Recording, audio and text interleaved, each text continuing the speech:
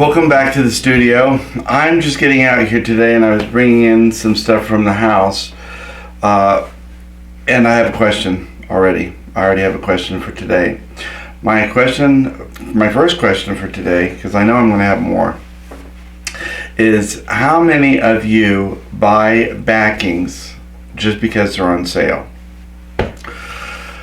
Do you only buy backing, especially the large backings, when you need one? Or do you kind of stock up on colors that you like, anticipating needing one?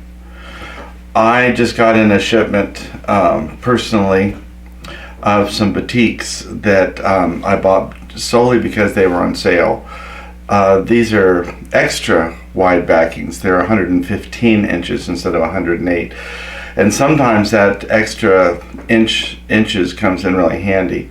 And many times I've gone into my backing stash when I had a quilt finished and I was able to get working right away because I had a backing on hand. Of course, I can always piece backings, but I've really come to enjoy working with a solid back. It's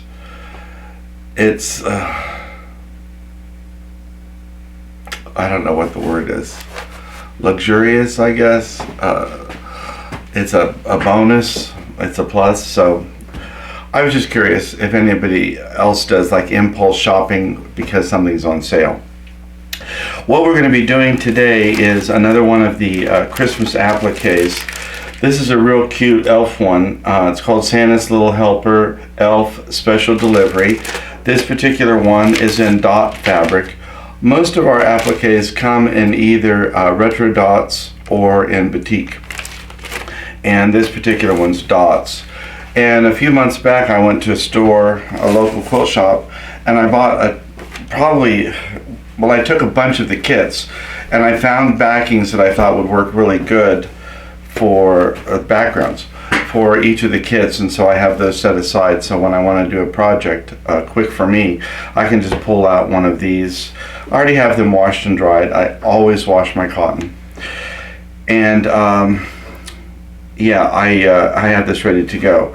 One of the things that it just occurs to me, especially with the fusible applique of any kind, I like to wash it because I don't want them to shrink at different rates after it's made and have that give a look that I may not be expecting.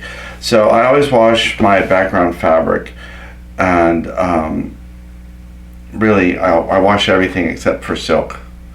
I've heard too many horror stories about people with bleeding fabric, so we're going to be working on this. First thing I'm going to do is press this piece. You can see that it's way too big. This is a whole yard of fabric, and this particular kit, the finished size is 19 by 24. So probably a little more than a half a yard of this would be fine, but I'll just keep the rest because these backgrounds come in handy. So that's one of the things that I'm going to be doing. While I rearrange the camera, I'll iron this piece of fabric. I'm not going to cut it down. I'm just going to get the background, my pattern out and see where we're at with that, but I can always trim it after the piece is finished. And I'm going to pull my pattern out. This particular one is one solid piece. Sometimes the older patterns used to be in sections and you had to tape them together, but this isn't one of those. Also, sometimes if you do a self-print, if you download a paper pattern on your own, you would have to do that as well. So I will press my fabric, and I'm also going to press my background paper just so that there's no creases in it, and that way that crease doesn't translate to the pattern in any way. And then I'll pull all my pieces out. One of the other questions that I have for you today is, and this is something that the employees are talking about at Urban Elements this week, and so I just thought I would get your take on it. One of the things they've been talking about doing is Facebook Live. So we would actually, it's somewhere in the world, we would be doing a live Facebook video. I'm not sure if it would be me or somebody else in the company or more than one person, But it's just something that we are talking about doing, and I'm just curious if that's something that you'd be interested in participating in. Generally, there's a Q&A that goes along with that. And you could say if you were something that you would be interested in participating in, if there's somebody particular in the company that you'd like to speak to or ask questions to. And so that's just something you can comment on in the comment section, or you could private message us on Facebook or through the support email online, support@urbanaelements.com. So I'm going to go ahead and turn my music back on and iron and get this set up and put away my fabric, and we'll get ready to rock and roll on this little elf kit. Okay, I have my paper pattern. This is the actual size of the kit and all the pieces. This is what you would get if you were doing a self print, or if you were mailing, requesting a pattern to be mailed, pattern only. And this could be reused. So if you bought the paper or you bought it with the kit, you could always use this to create the pattern again using your own fabrics and your own applique method, whether it be needle turn, raw edge, or prepared edge. So we have our paper pattern. I have my background fabric. I ironed it, and I cut it down a little bit, but I didn't cut it exactly. So we have that I can move it around a little bit. We have our color cover sheet. This can help us to locate where the pieces go if we have some confusion on the feathers or any of the components, which of the flowers goes where, if that's important to you. But I rely on that quite a bit. You also get the instructions on how this process works with the peel, place, and press, and the applique and the fusing. So that's all here. And then we have all of our pre-selected fabrics. And these are pre-selected. They are pre-fused with Steam-A-Seam 2, and they're laser cut, so they're beautifully cut out to shape. So a lot of times what I like to do is, before I get started, is just lay all of the pieces in sort of a reference to how they will be on the pattern. And I like to do that before I get started. Kind of a little game of, like a little puzzle game. And this is something that you could have different members of the family help with as well. So if you had some kids, younger kids, they could help sort out your pieces by identifying them on the pattern. And there'd be no risk for any damage with that. And so on. So I'm just going to go ahead and keep separating my pieces into like components. I'll get all my leaves together. I recognize these as my bird legs. I have all of my flowers. You can put those all together. More leaves. And sometimes when there's a lot of like dots or something, what I'll do is just keep all the dots together. But so far I recognize all of these as the bird components.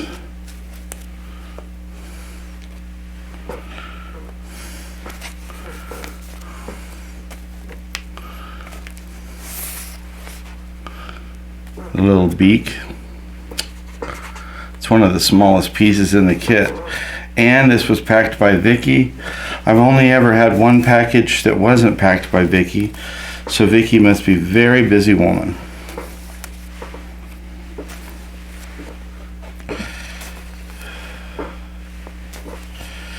So the next thing I have to decide is if I'm going to use a light box or not. And the way that I decide that is by slipping the pattern underneath the fabric and seeing how well I can see through the fabric.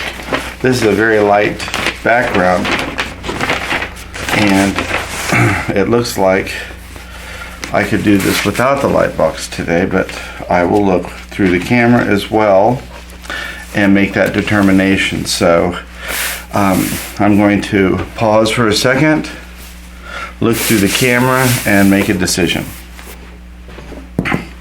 Well, I bet you can tell which path I chose since my light box is here. I'm going to go ahead and start at the bottom so I can get my bending over the furthest done. And I'm just going to start with the feet, and then the legs, and then the socks, because the socks overlap the two. And this process is fairly simple. All of the pieces are laser cut and they're pre-selected. That means that they already have the Steam-A-Seam 2 fused to the back of the fabric. All we have to do is peel that paper off of the back. And as with any fusible material, you should be able to see that fusible glistening on the back of the fabric, and it should be sticking to the fabric and not the paper. So I'm going to go ahead and lean over as far as I can and get the first shoe on. I think I'm going to come around to the front and I'm just going to continue to peel, place, and press these components into place, trying to keep the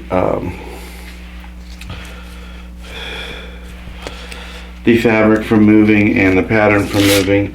If you're more comfortable, you could tape the fabric and the pattern together with magic tape just to keep them in position, but generally I've learned through doing these that if I'm gentle, I can keep everything in place. Another thing that I try to do is stack up all of the paper backings off of the back of the fusible as neatly as I can, because I will tell you, these papers will blow around the studio and they still have a little bit of stickiness on them from the back of the Steam-A-Seam, and if they fall on the floor, they can stick a little bit to the floor and it makes it hard to sweep them up and sometimes even to pick them up. So I try and keep them in a neat little pile so I can deposit them neatly in the garbage when I'm finished with a section.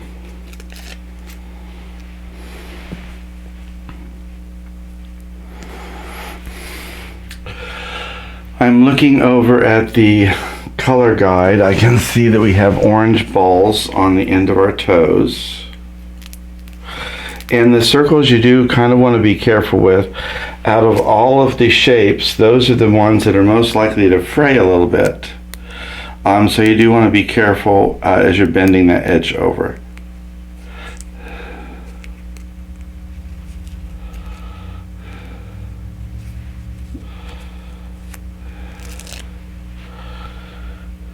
And this one is a good example. I just peeled this fabric off and the Steam-A-Seam 2 is still sticking to the paper backing and none of it is on the fabric. So I'm going to reposition that circle back over top of itself and put that aside, and when I get my iron out, I'm just going to re-iron that, and that will correct the situation. I'll heat it up, let it cool, and then the paper will peel back off. So I'm going to go ahead and move on to my packages, and I'm going to get my first package on. This is where the color guide comes in handy in helping to make sure that we get the components in the right place and in the right order. And I'm going to go ahead and put my stripe on. This isn't a stripe, it is the ribbon for wrapping the package.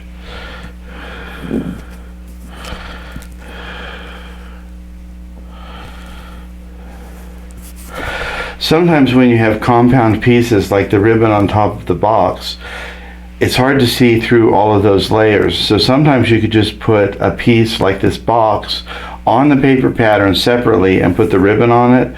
And then when we go to put it on the background, we only have to see where the larger box is. And that's just a little tip to help with the placement guide. It doesn't always come up. The other option you can do is simply to lift either the shape back up itself or the whole background fabric, and that will also help you figure out where something goes. This particular package has a lot of beautiful ribbons on it, so it's providing lots of interest for this whole project. I really love this fabric. I don't know that I've seen this one before in any of our other kits, which would be unusual. And at this point, I can move back around to the back, and that way I could see what I'm doing from back here. I will start a new pile of ribbons.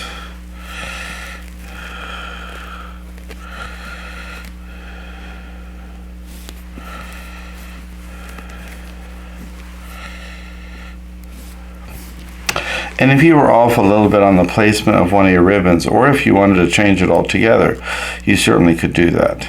Once the paper backing pattern's gone, no one's going to know the difference.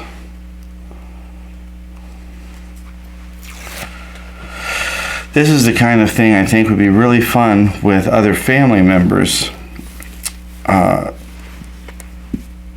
get their participation, and really depending on their age level, you could determine what it is, in what way they could participate.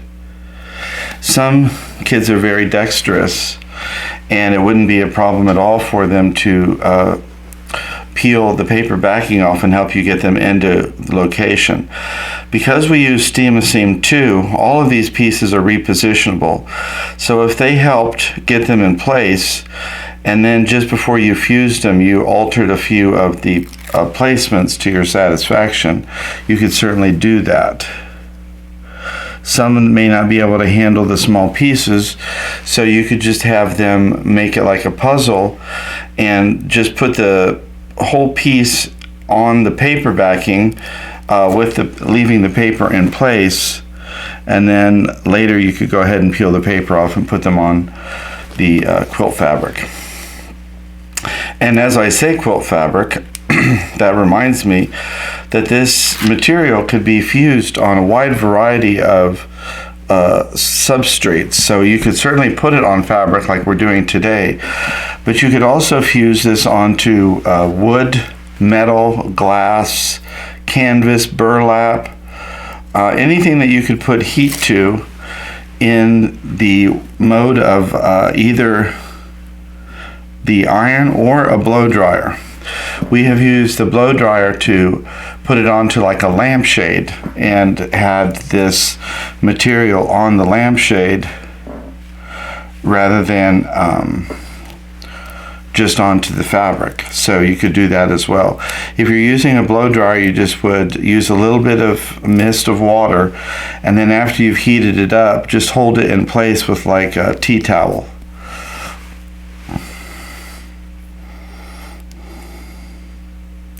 I do have samples here in the room of the fusible material being used on glass and wood and other items as well. So let's see, I'm going to look at my pattern so I get these exactly right. Little dot, green dot, big dot. Was the little one at the top.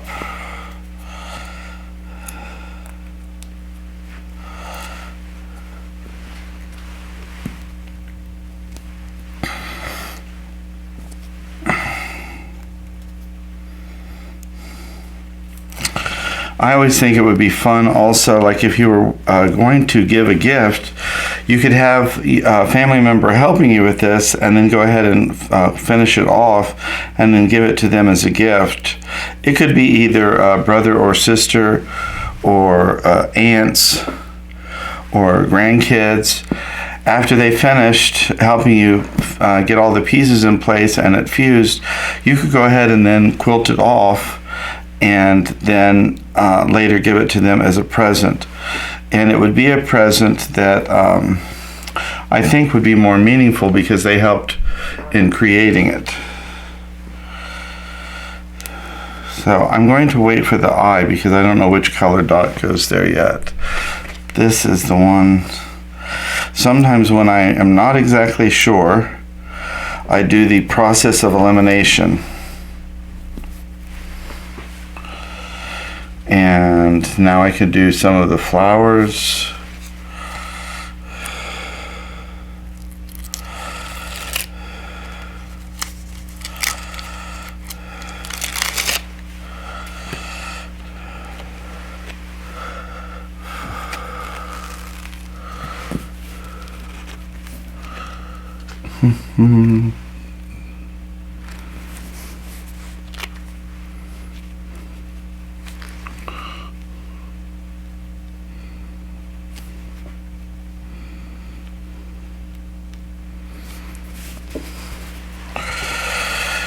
Now I only have 2 flowers left.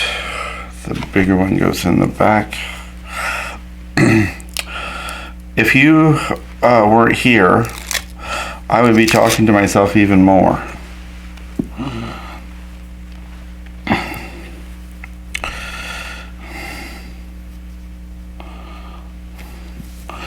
I spend so much time by myself here in the studio that it's almost essential. It's a great way to talk through problems that I'm having.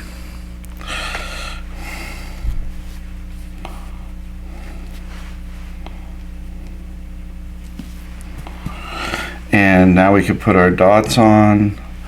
All of the dots are large blues.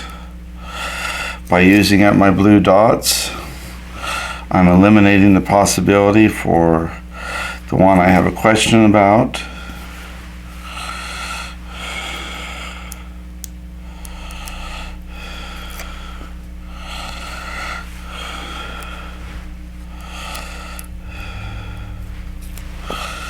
I always like to off-center these a little bit.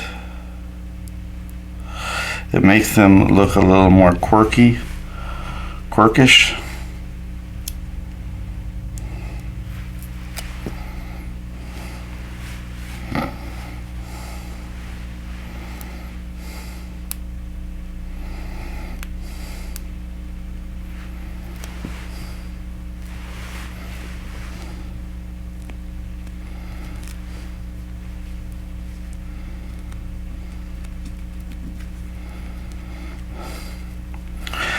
Thank goodness these are repositionable. That way, when I have a problem, I can just reposition it. This black eye is like an ultra suede material. This is the thickest piece of fabric in the kit, and so because of its weight and the resistance to the heat, you have to be the most careful with this. So I really like to press that in place and make sure that it's got a good adhesion to the fabric, and I want to pay attention to that when I fuse also, to make sure that I get it into a position that is good. I don't want it to slip and then fuse it.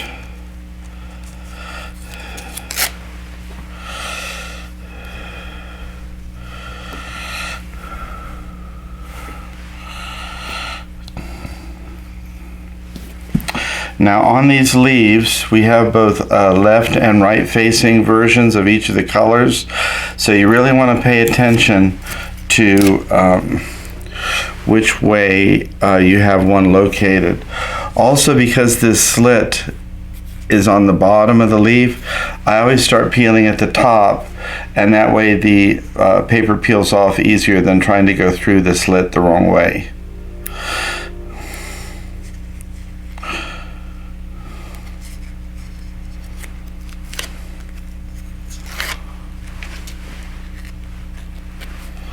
You can see that's backwards.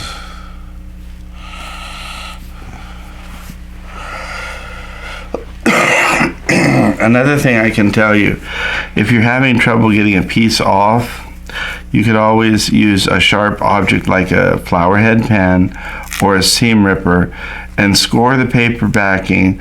That way when you peel or bend it at that location, it will separate and give you something to peel it away at. So I don't have to do that very often. I think how sticky they are sometimes has to do with your humidity. And so I can see now, is there more leaves? One, two, okay, there's one over here.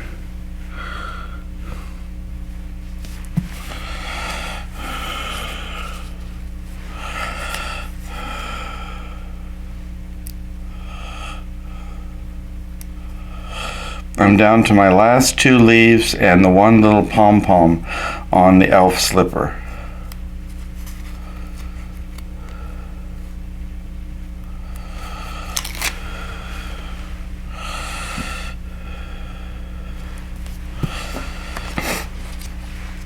So after I get this leaf in place, what I'm going to do is go ahead and remove the iron. And I can get my fusible mat out, my Teflon pressing sheet, and then I can go ahead and get this ready to fuse. But I think you could see from this just how quick these projects go together. It makes a really nice, fun project. You don't have to get too bogged down with dragging everything out. So it could be something that the family could do fairly quickly, even without much preparation notice, because it basically takes care of itself. So very self-contained. So I'm going to go ahead and pull my board out, my light, and we'll get set up for pressing. I have my iron heating up and I've got my Teflon pressing sheet. It's not into place yet because I just want to take care of that one circle, that one pom-pom that goes on the elf's left foot. No, it's his right foot, depending on which way he's facing. And so all I have to do is refuse that and let that cool for just a few seconds, and then I can go ahead and fuse that, remove the paper, rather, and put it into place.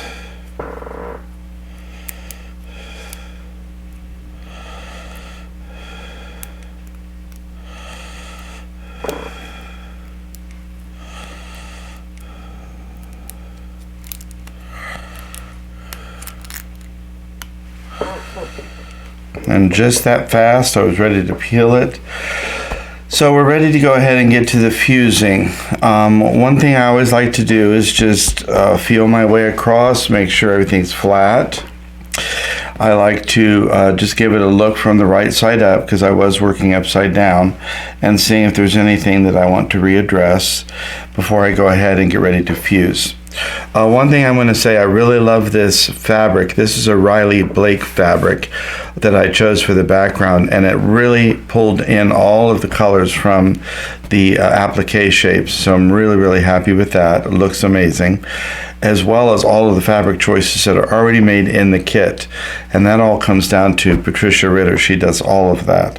In love with these bright primary fabrics. So Steam and Seam 2, whether you're doing Steam and Seam 2 at home or if you're using our product here, Steam and Seam 2 is activated by moisture. Steam. It's actually part of the name.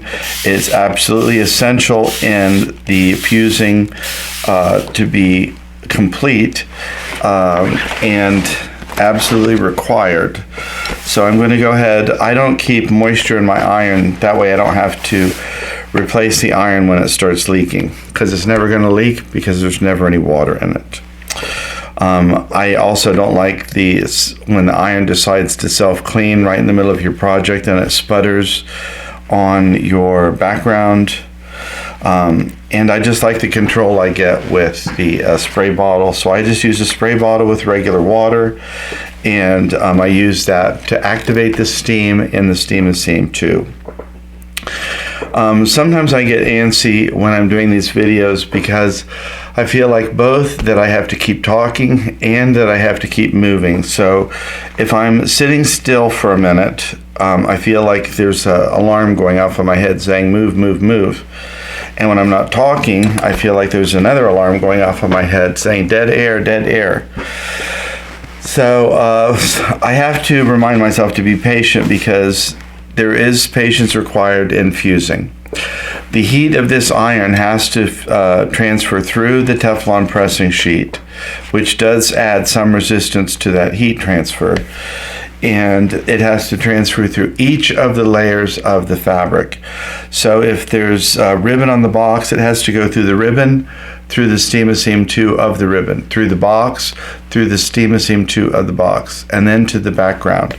So we have to let the heat go through all of those different layers to make sure that it's bonded properly. Once this is bonded properly, this is completely permanent and safe for washer and dryer. We have samples here in the studio that have been washed over a dozen times, and I'm going to pull that out today and show you what that looks like. Has absolutely no top stitching on it, and you'll see that it does get a little bit of a soft edge. All raw edge applique is going to do that if it's washed, regardless of if you top stitch it or not. Here at Urban Elementz, we do not top stitch any of our samples. Primarily because they don't look any better for having top stitched them. You have to be really incredibly good at top stitching for that to come out beautifully.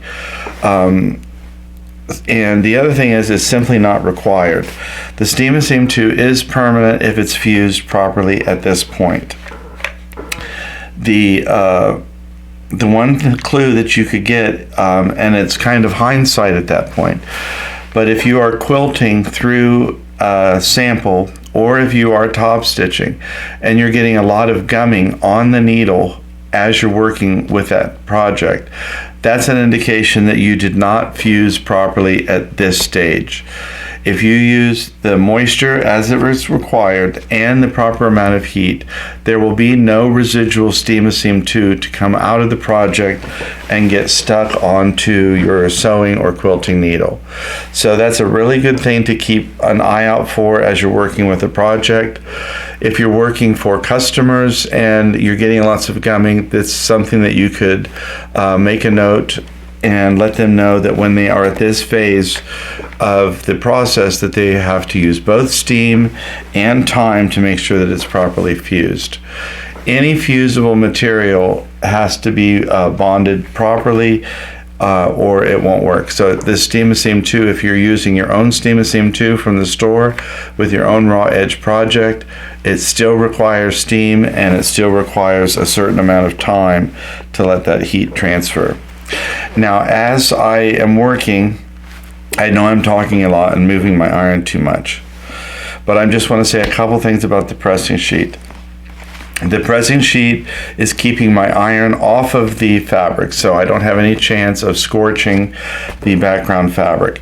The edge of the iron also, if I push the iron side to side rather than picking it up and moving it, and I don't have the pressing sheet, I could catch the edge of any one of the number of applique pieces that are on here, scrunch up that applique, and then fuse it in place because I can't see it because it's under the iron. So the Teflon pressing sheet is preventing me from messing up my edges. It's protecting my background fabric so I don't scorch it. If the iron sputters, it's preventing any transfer of material, rust or calcium from the iron onto my fabric. It's also protecting the iron itself, so if there was any residual Steam-A-Seam 2 that escaped on the outside edge of the applique, it's not going to get stuck on the iron. So I'm protecting the iron down and I'm protecting the fabric up, both with this Teflon pressing sheet, and it keeps a really good crisp surface on the project. Once I finish with this and I fused it all and I'm fairly happy, I know I'm still not done. I'm going to go ahead and turn this over and I'm going to repeat this process. Because we have compound layers where there's 2 or 3 pieces of fabric with Steam-A-Seam, I really want to make sure that that heat transferred all the way to the background of the fabric. So I'm going to go ahead and reapply moisture. through my spray bottle, and I'm going to go ahead and repeat this fusing process from the back down. This way I can ensure that if I skipped an area a little bit too fast, that I'm getting it, and also that I'm getting a permanent bond on the fabric. Now at this point, since we're on the back, you could use the pressing sheet if you wanted to. Again, it's protecting the fabric at this point. There would be no fusible to come through here, so I'm not worried about the iron, but it will take just a little bit longer with the Teflon pressing sheet in place.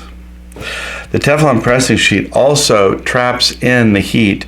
I have a wool mat underneath my fabric on the ironing board. That wool forces the heat back up, and the Teflon pressing sheet pushes the heat down below and traps that moisture in so that it could do its bonding action. So we're really getting a really good bond by doing this. And when I'm finished, I can just look at the background fabric and touch it. If it's still damp a little bit in places, I know that I can redo that section of the project. So I'm going to carry on with this. I want to take my time and make sure we get it right. And I'll bring you back in once we get this flipped over.